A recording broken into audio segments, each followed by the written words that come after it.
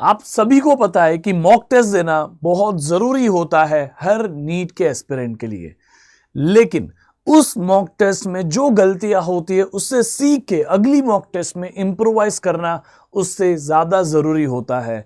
Otherwise हम कभी NEET में हमारे ड्रीम स्कोर तक नहीं पहुंच सकते। तो आज के इस सेशन में मैं आप सभी को यह बताऊंगा कि कैसे आप बहुत सारी जो मॉक टेस्ट देते हो उससे एनालाइज करना चाहिए और उसमें से अपनी गलतियों से सीख के अगली मॉक टेस्ट में उन गलतियों को रिपीट ना करना चाहिए, ताकि आप हर मॉक टेस्ट में अपने लेवल को इंप्रोवाइज करके आप अपने ड्रीम स्कोर तक पहुंचे और अल्टीमेटली आप अपनी ड्रीम मेडिकल कॉलेज तक पहुंचे। जी हां, तो हम पूरी नीट की जर्नी में एटलीस्ट 20 से 25 मॉक टेस्ट तो देते ही है। अब ये जो 20-25 मॉक टेस्ट देते हैं, अगर इस 20-25 मॉक टेस्ट को हम उस सीरियसनेस से दे कि ये भी हमारी नीट की ही एग्जाम है, तो हम नीट की एग्जाम के दिन कम स्ट्रेस्ड होगे, कम एंजाइटी में होगे और हम बेटर परफॉर्मेंस वहां पे दे पाएंगे।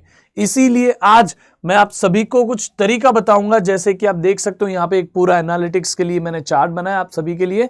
उसके थ्रू आप कैसे एनालिसिस कर सकते हैं हर एक मॉक टेस्ट का, और अल्टीमेटली आप अपनी जर्नी को देख पाओगे कि आपकी हर सबसे पहली जो मॉक टेस्ट थी उसमें आपके स्कोर कुछ 400 के आसपास आ रहे थे, लेकिन धीरे धीरे वो स्कोर 400 से 450, 450 से 500, 500 से 550 करके अभी 650 के ऊपर पहुंचा है। ये बहुत जरूरी है हर नीट के एस्पिरेंट के लिए जो मॉक टेस्ट देता है। तो आप इस सेशन को जरूर लास्ट तक देखिएगा। मैं आपको उसके पहले ये बताना चाहूंगा बेटा कि आपको कितनी कितनी टेस्ट देनी चाहिए, और वैसे मैं आपको ये भी बता दूंगा कि कहां से देनी चाहिए। लेकिन सबसे पहले आपको हमेशा चैप्टर वाइज टेस्ट देनी चाहिए। कैसी टेस्ट आप सबसे पहले देंगे बेटा? Chapter wise. तो सबसे पहले आपको चैप्टर वाइज टेस्ट कंप्लीट करनी चाहिए, ठीक है। जैसे ही आप चैप्टर वाइज टेस्ट कंप्लीट करेंगे आपके चैप्टर्स मास्टर होने लगेंगे। आपको फिर इन चैप्टर्स के यूनिट बनाने चाहिए और यूनिट वाइज टेस्ट देनी चाहिए। जैसे ही आपकी चैप्टर वाइज टेस्ट कंप्लीट होती है आपको यूनिट वाइज टेस्ट देनी चाहिए। अब आप बोलोगे सर इतनी सारी टेस्ट हम कैसे देंगे, कितने सारे चैप्टर है, हम कैसे कंप्लीट करेंगे? आपको पूरा तरीका आज मैं बताऊंगा, डोंट वरी अबाउट इट। आपको यूनिट वाइज टेस्ट भी देनी चाहिए। इसके बाद आप आ जाएंगे सब्जेक्ट वाइज टेस्ट में। सब्जेक्ट वाइज टेस्ट देंगे और उसके लास्ट में आप देंगे मॉक टेस्ट बेटा। अब आपको यहां बहुत सारी टेस्ट दिख गई है। चैप्टर वाइज जितने नंबर ऑफ चैप्टर्स है उतनी नंबर ऑफ टेस्ट होगी। आपके यूनिट वाइज तो आप यूनिट तो 20-25 यूनिट में पूरे सिलेबस को तोड़ सकते हो, या 30 यूनिट में तोड़ सकते हो, तो 30 टेस्ट हो जाएगी। सब्जेक्ट वाइज तो आपके 3 सब्जेक्ट, वैसे आप अगर बायोलॉजी को बॉटनी और जोलॉजी में तोड़ दो तो आपको 2 सब्जेक्ट वो हो जाएंगे, तो टोटल मिलके 4 सब्जेक्ट हो गए, तो 4 सब्जेक्ट वाइज टेस्ट हो जाएगी। और मॉक टेस्ट की बात करो तो मॉक टेस्ट एटलीस्ट आपको, अगर ये सारी टेस्ट आपने दी है तो आप एटलीस्ट 10 मॉक टेस्ट तो दीजिए ही। अगर आप इसमें से कुछ भी नहीं दे पा रहे हो, जैसे आपने सब्जेक्ट वाइज नहीं दिया, यूनिट वाइज नहीं दिए, तो आपको एटलीस्ट 20 मॉक टेस्ट करनी चाहिए। तो इसीलिए मैं यहां पे 10 to 20 लिखूंगा बेटा। तो 10 से 20 मॉक टेस्ट आपकी होनी ही होनी चाहिए। अब ये मॉक टेस्ट जो होगी that should be as per the level of need बेटा। ये mock test level of need पे होनी चाहिए। इसीलिए इस मॉक टेस्ट में एटलीस्ट तीन PYQ पेपर होना चाहिए, प्रीवियस ईयर के पेपर्स होने चाहिए। 2022 का उठा लिया, 2025 का उठा लिया, कोई भी पेपर उठा लो, लेकिन आप इसमें प्रीवियस ईयर के पेपर दीजिए ही दीजिए। एटलीस्ट 3 तो आप दीजिए ही, क्योंकि सबसे बेहतरीन तरीका होता है नीट का लेवल चेक करने का, जो नीट का पेपर आ चुका है उससे अटेम्प्ट करके। तो आप इतनी टेस्ट जरूर दीजिएगा। अब आप कब ये सारी टेस्ट दे पाएंगे, क्योंकि बहुत सारी टेस्ट मैंने यहां पे लिख दी है, तो मैं आपको बताता हूं कब कौन से देनी चाहिए। अभी जब आप सिलेबस सीख रहे हैं, आपने मेरे साथ NLM चैप्टर कंप्लीट किया, लेट्स से जज्बा बैच में मेरा NLM चैप्टर चालू है, तो आपने NLM चैप्टर मेरे साथ सीख के कंप्लीट किया। जैसे ही वो चैप्टर आपका सीख के हो गया, आप एक चैप्टर वाइज टेस्ट दे दीजिए। तो जब जब आप सिलेबस सीख रहे हैं तब तब आप चैप्टर वाइज टेस्ट देंगे, ठीक है। इस चीज में गलती नहीं होनी चाहिए। जब आपका चैप्टर हो गया तब आप चैप्टर वाइज टेस्ट दे दीजिए। कहां से देंगे? तो वैसे मैं आपको एक सबसे बेस्ट तरीका बता देता हूं। आप कोई भी बुक उठा लीजिए, जैसे यूनिवर्सल सेल्फ स्कोरर हो गया, या फिर आपके पास में शायद DC पांडे होगा तो वो BM शर्मा में भी है। आपको हर चैप्टर के लास्ट में एक मिलते हैं self assessment test, chapter wise छोटी सी टेस्ट आपको मिल जाती है, तो आप वहां से इस चैप्टर वाइज टेस्ट को अपनी कंप्लीट कर सकते हैं। दूसरा एक तरीका ये है, अगर आप एनबीटीएस ले चुके हो हमारे साथ में तो उसमें भी आपको मिल जाएगी, यूनिट वाइज मिल जाएगी, चैप्टर वाइज नहीं है उसमें, तो वहां आपको यूनिट वाइज टेस्ट मिलेगी, but any which wise chapter wise test आपको हर चैप्टर के लास्ट में मिल जाएगी। अदरवाइज आप सिंपली कोई भी एक बुक रखिए टेस्ट के लिए, सिर्फ आपने बीएम शर्मा सॉल्व करनी है प्रैक्टिस के टाइम, डीसी पांडे रखिए टेस्ट के लिए। जिस दिन आपको टेस्ट देनी है डीसी पांडे के odd number of question solve करना चालू करो, 3 के मल्टीपल सॉल्व करना चालू करो, that way you can give test. Okay, तो आप इस तरह से बहुत सारी चैप्टर वाइज टेस्ट कंप्लीट करेंगे ही करेंगे। उसके बाद अगर आपने एनबीटीएस लिया है तो उसमें आपको यूनिट वाइज टेस्ट मिल जाएगी, बहुत सारे चैप्टर्स का क्लब करके आपको यहां पे टेस्ट दी जाएगी, तो आप वो कंप्लीट कर सकते हैं। इन केस आपने एनबीटीएस नहीं लिया है तो you can buy it as of now. आप सबसे लोएस्ट प्राइस फेस करेंगे जब आप जाएंगे ऐप के ऊपर, तो आपको एनबीटीएस का सबसे लोएस्ट प्राइस 1990 समथिंग में है, तो आप यूज कोड पीटीपी ताकि आपको ये सबसे कम प्राइस में आप खरीद पाए। दूसरा, यूनिट वाइज जो टेस्ट है वो आप कैसे अरेंज कर सकते हैं, जैसे मैंने आपको बोला कि आपने एक बुक रख दी है, सिर्फ आप टेस्ट के टाइम उस बुक को सॉल्व करेंगे। जैसे बीएम शर्मा आपने सॉल्व करनी है जब भी आप प्रैक्टिस करेंगे, डीसी पांडे आपको सॉल्व करनी है जब भी आप टेस्ट देंगे। तो आपने पहले अगर चैप्टर वाइज में odd number of question solve किए तो आप यूनिट वाइज में उसके इवन नंबर ऑफ क्वेश्चन ले लीजिए, मल्टीपल चैप्टर ले लीजिए, इसके इवन नंबर ऑफ इतने क्वेश्चन, इसके इवन नंबर ऑफ इतने क्वेश्चन, ऐसे कर करके आप पैटर्न वाइज उसको सॉल्व करते जाइए, you will get it completed. Okay, आप उसके बाद में सब्जेक्ट वाइज टेस्ट पे आ जाइए। सब्जेक्ट वाइज टेस्ट आपको बहुत सारी मिल जाएगी, if you want I can share it with you on Telegram. जैसे ही आप सब्जेक्ट वाइज टेस्ट अटेम्प्ट करना चाहो, आप एक एक सब्जेक्ट की फुल सिलेबस टेस्ट अटेम्प्ट करते जाइए, ऐसे आपको 4 टेस्ट हो जाएंगे। लेकिन ये चारों के चारों, ये तीनों की तीनों टेस्ट सीरीज आपकी कंप्लीट हो जानी चाहिए with your syllabus. Syllabus complete होने के साथ ही ये कंप्लीट हो जानी चाहिए। मेरा ये मानना है कि आपकी एग्जाम मई में होती है, नीट की एग्जाम जो होती है वो मई में होती है, ठीक है, तो मई के पहले ही आप यहां पे मार्च तक में ये सब कंप्लीट कर लीजिए, ठीक है, मार्च तक में ये सब कुछ कंप्लीट कर लीजिए, तीनों टाइप की टेस्ट, ठीक है। उसके बाद April will be completely for mock test, and mock test के साथ ही आप रिकैप करते रहेंगे। आपने आज मॉक टेस्ट दी, आपको पता चला ये आपकी वीकनेस है, आपने क्या किया, उसके रिवीजन कर लिए, और आपने रिवीजन करके वापस दूसरी मॉक टेस्ट दी ताकि आप उसमें इंप्रोवाइज कर पाए। फिर वापस दूसरी मॉक टेस्ट में आपको पता चला ये चैप्टर का क्वेश्चन नहीं आ रहा है, या ये टाइप का क्वेश्चन नहीं आ रहा है, या यहाँ मिस्टेक हुई, आप उसको इंप्रोवाइज करिए थर्ड मॉक टेस्ट में। ऐसे कर करके आप अप्रैल में अपने परफॉर्मेंस को इंप्रूव करेंगे। मेरी गारंटी है कि अगर आप ये सारी टेस्ट देते हैं, इसी ईमानदारी से देते हैं कि वो भी नीट की ही एग्जाम है, तो आप यहीं पे 500 प्लस स्कोर पे या 550 स्कोर पे पहुंच जाएंगे। अब 550 स्कोर वाले बच्चे में और 650 स्कोर वाले बच्चे में कोई ज्यादा अंतर नहीं है, बस अंतर यह है कि उसकी मिस्टेक्स हो रही है 550 वाले की।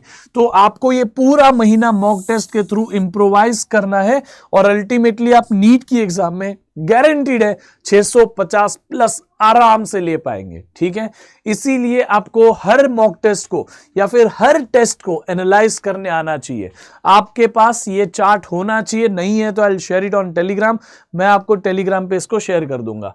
आपको इस चार्ट को कैसे यूज करना है अपने परफॉर्मेंस के लिए, देखो ध्यान से। हर टेस्ट के बाद आपको ये छोटा सा चार्ट फिल करना है, 5 से 10 मिनट का काम होगा, लेकिन this is going to help you a lot. हर मॉक टेस्ट में जो आपके 10-15 मार्क इंप्रूव होंगे, वो सिर्फ इसी की वजह से होंगे क्योंकि आपने उसका रिकॉर्ड मेंटेन किया। आपको क्या करना है, आपने जिस भी तारीख को जो मॉक टेस्ट दी वो यहां पे तारीख लिख लीजिए, यहां पे उस मॉक टेस्ट का या फिर उस पार्ट टेस्ट का सिलेबस लिख लीजिए कि आपने ये सिलेबस था।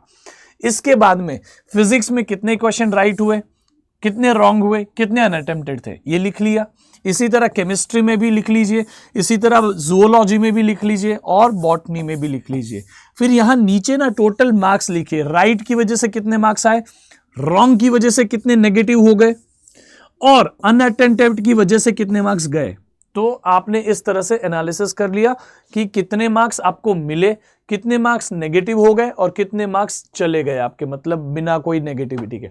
तो आपको कोशिश ये करनी है, सबसे पहले अनअटेम्प्टेड के पास नहीं जाना है, सबसे पहले जाना है ये नेगेटिव मार्किंग के पास में।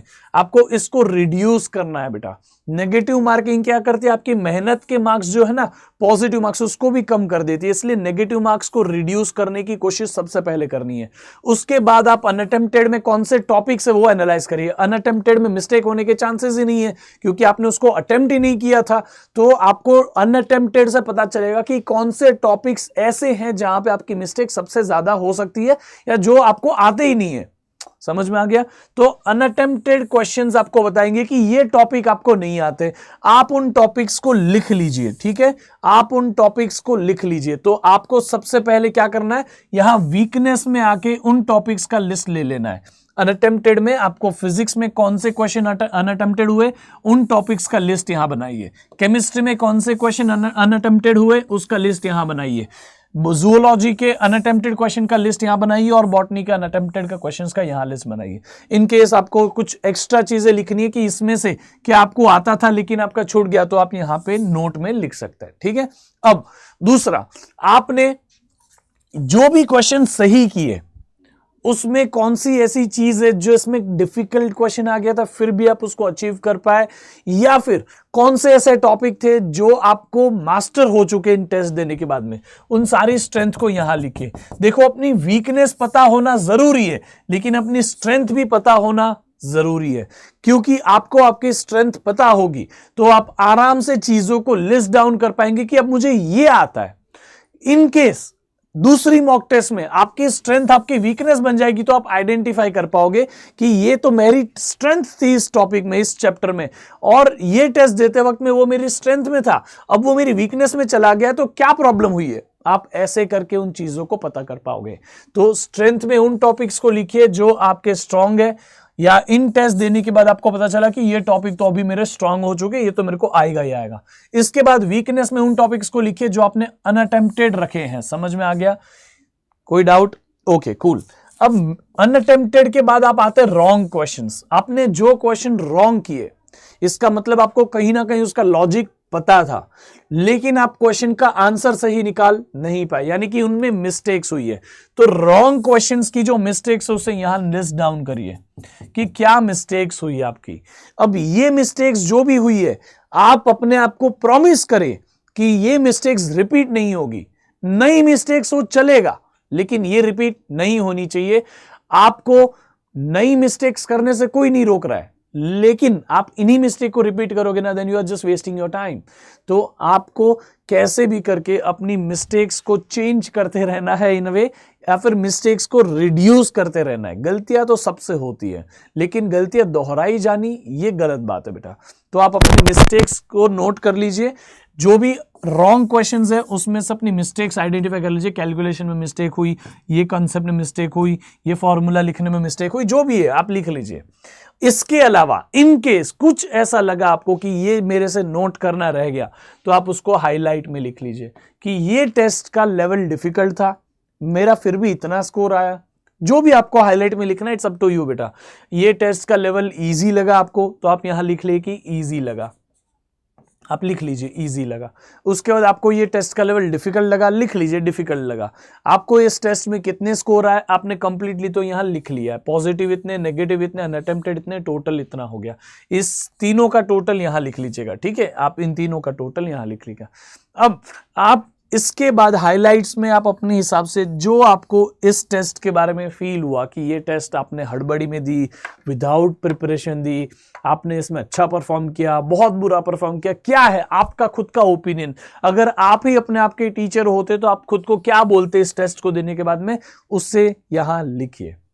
जब आप ऐसे 20-25 टेस्ट देंगे, हर 20-25 टेस्ट के लिए इस एनालिसिस को भरेंगे, तो आप हर टेस्ट को इंप्रोवाइज कर पाएंगे। क्यों? आप इस एनालिसिस को भरिए, फिर इस एनालिसिस में आपकी कहां गलतियां रह गई उससे पता करिए।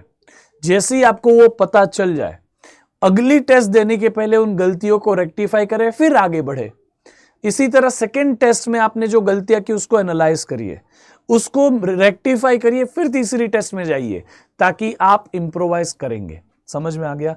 And definitely you will improvise बेटा, this is the way you will be able to do it. I hope कि आपको समझा कि आपको कितने टाइप की टेस्ट देनी चाहिए। जितनी ज्यादा आप टेस्ट दोगे ना, मेरा ये मानना है बेटा, जितना आपके लिए कोई कॉन्सेप्ट को सीखना जरूरी है, जितना आपके लिए कोई कॉन्सेप्ट को प्रैक्टिस करना जरूरी है, उतना ही जरूरी है उसको टेस्ट करना। अगर आपने अपनी नीट की प्रिपरेशन में सीखा है, आपने प्रैक्टिस किया है, लेकिन आपने टेस्ट नहीं दिए ना, then this entire process goes waste. आपको पूरी की पूरी जो आपकी मेहनत है सारी की सारी वेस्ट हो जाएगी बेटा। आपको प्लीज ध्यान रखना है, कोई भी प्रिपरेशन के वैसे 4 स्टेज होते हैं, लेकिन मैं आपको मिनिमम 3 स्टेज को कंप्लीट करने कह रहा हूं। चौथा स्टेज होता है किसी को सिखा देना, तब आप मास्टर हो जाता है। सबसे पहला स्टेज होता है आपकी प्रिपरेशन का कि आप सीखे, डिटेल में सीखे, कॉन्सेप्चुअली सीखे, इन डेप्थ सीखे। दूसरा स्टेज होता है आपकी प्रिपरेशन का कि आप बहुत सारी प्रैक्टिस करें। तीसरा स्टेज होता है कि आप उसको टेस्ट करें, एनालाइज करें, इंप्रोवाइज करके वापस एक बार टेस्ट करें। और चौथा स्टेज होता है कि आप किसी को सिखाएं। जब आप किसी को सिखाते हैं तब आप उस कॉन्सेप्ट को मास्टर किए बिना किसी को सिखा नहीं पाएंगे। इसीलिए चौथा स्टेज मेक श्योर करता है कि आपको वो चीज डिटेल में आती है। समझ में आ गया? तो इस चीज को याद रखना बेटा, ये 4 स्टेज है, लेकिन हमारे पास अभी इतना समय नहीं है कि हम किसी को सिखाने बैठे। इसीलिए आपको नीट मास्टर करने के लिए ये 3 स्टेजेस को यूज करना है, learn, practice and test, LPT।